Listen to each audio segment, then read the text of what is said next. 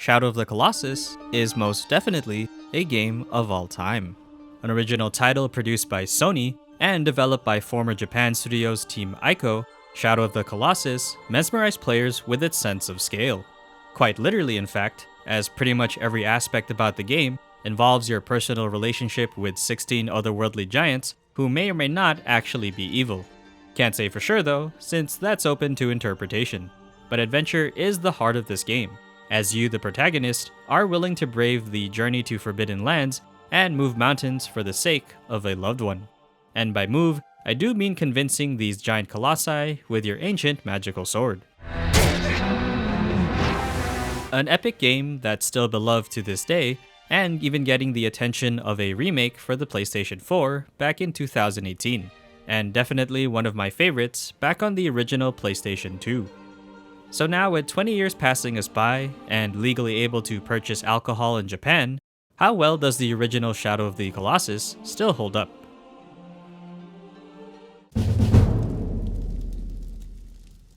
I was the beautiful world, no thousand peace, no quarrels. Shadow of the Colossus is essentially a story of love, one that our protagonist Wander is willing to go to great lengths for. The elder of his tribe regales tales of ancient beings from distant lands that have the power to return the souls of the dead. Such lands, however, are considered taboo to trespass upon, but for Wander, no price is too great, and we see him lay his loved one at the altar in order to strike a bargain with an ancient being who may yield such power.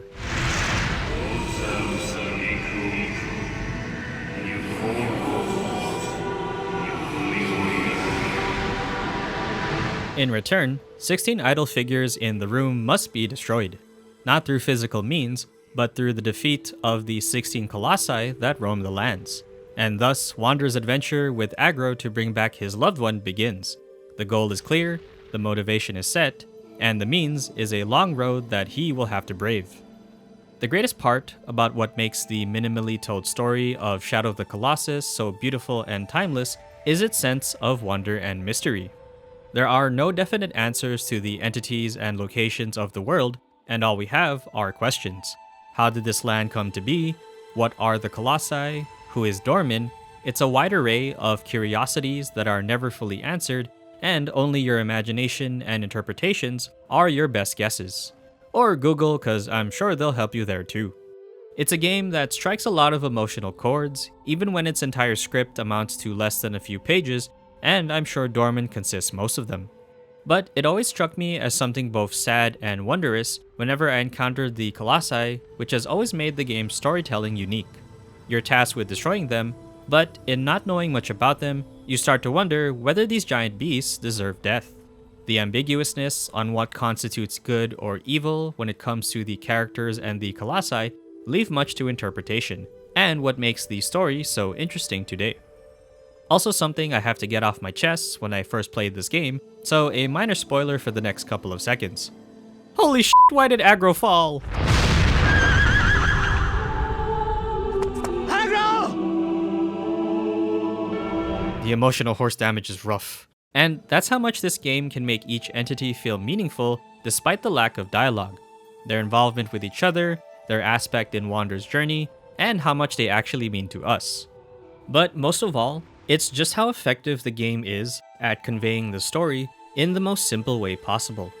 Without the need for additional dialogue or backstories, Wander's motivation is immediately established from the get-go, and never wavers even when the costs are too heavy.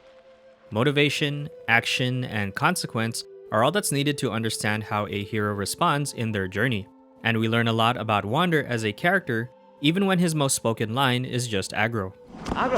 A story that's emotionally driven through the hero's actions and the mysteries of an ancient world, told well without the need for a single spoken word.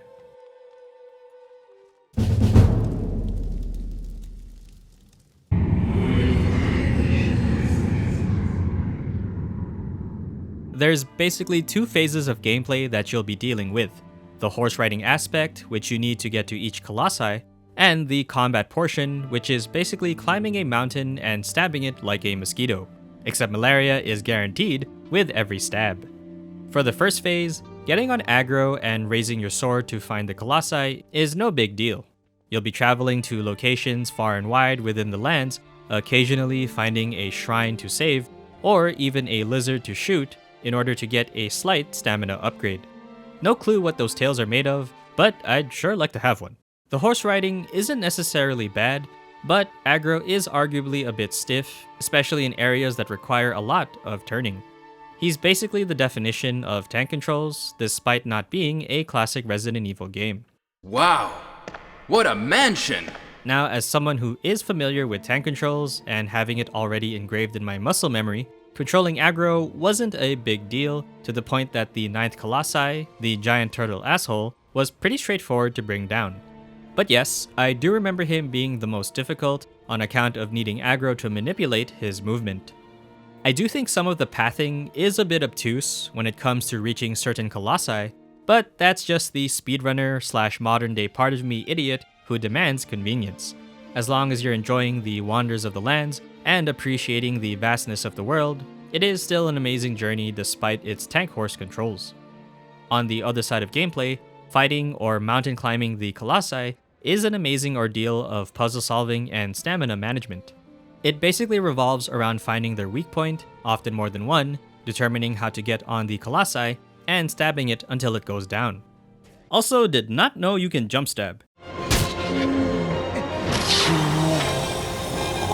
Traversing them is one of the best aspects about the combat journey.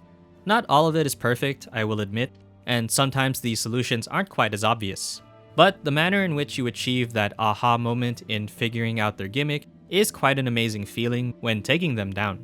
Things like baiting out an attack on hard stone to reveal a climbable spot on an arm, noticing weak spots underneath certain Colossi's feet, or jumping onto a swooping bird while noticing you need to hang on for dear life provides an amazing sense of accomplishment that no other game can give.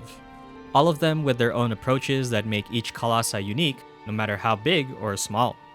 But while I do already have the knowledge of how to defeat them already ingrained in my tiny brain, I will admit that figuring them out the first time can be a bit obtuse.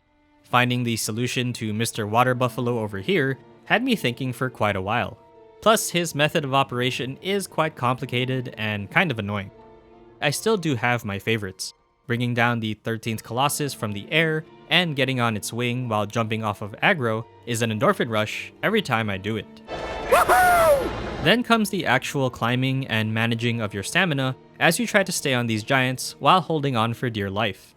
I know it's a video game, but I'll be honest, holding on for dear life still manages to make my palms sweaty as I slowly run out of stamina. Both exhilarating and anxiety-inducing. Some fear of falling also there too. Oh shit, oh shit, oh shit, oh shit, oh shit, oh shit! Now, a key difference between the OG version and the remake, other than the visuals and some quality of life stuff, is the actual shaking of the Colossi and Wander's grip. It's been some time since I've touched the remake, but one thing that was pointed out is that some of the Colossi in the original would shake a bit too much, thus making it hard for Wander to re-grip and actually get an attack in. The remake mitigates this a bit, making the shaking less frequent and easier to time your attacks. I did notice it a bit when I was playing the original again, and maybe a part of me does want to complain that the shakes were a bit too much, but my Dark Souls mentality and persistence allowed me to play the original just fine. Still, despite the remake being out there, and having played all versions of the gameplay of the original still holds up very well.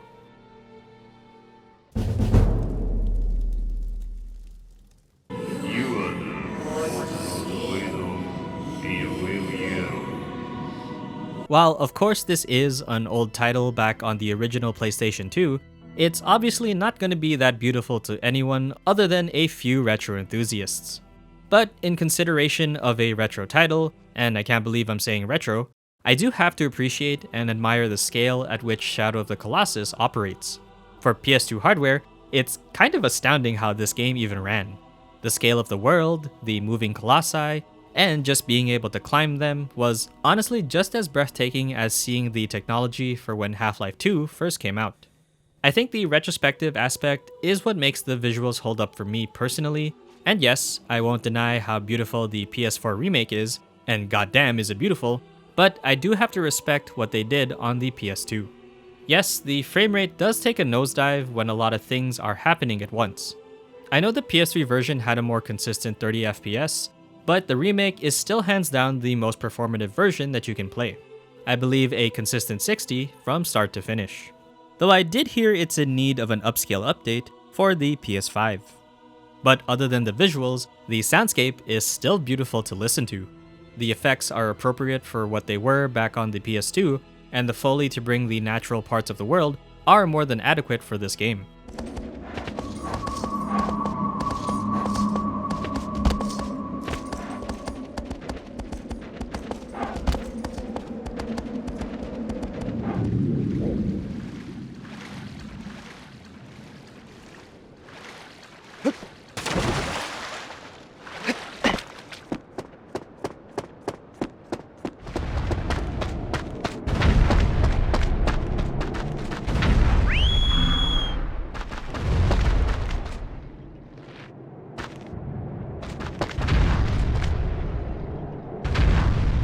But the soundtrack.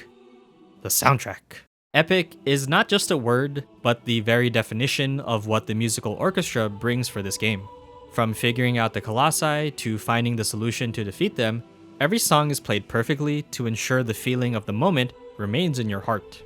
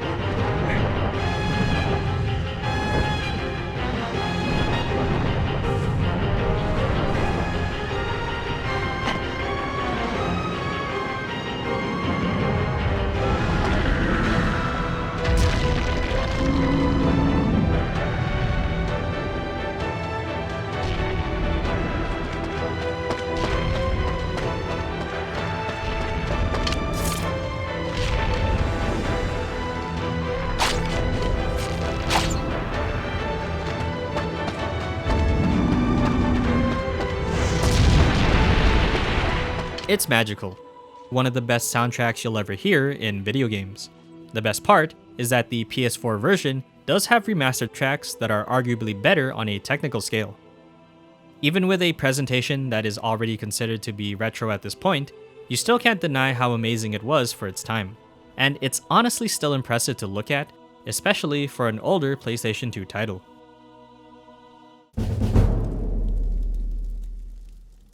It's not always amusable. I will declick if it leads to either. Does it hold up? Yes. Yes. But in this day and age, trying to play the OG version is honestly kind of difficult to do, and I will recommend the PS4 remake any day of the week. The original, and to an extent the PS3 version, is more of a niche pick for players who want to experience it in its original form. Every aspect about this game is exactly as it is in the remake, albeit the major quality of life and visual updates, but those original aspects are what still makes every version of this game play exceptionally well. But for the sake of convenience and just being able to get your hands on it, the remake is a far superior choice. Still, you can't deny how much of its original DNA holds up to make it one of the greatest games of all time, and will honestly still play well in the future for many more years to come. But that's gonna do it for today, guys. Thanks for sticking around.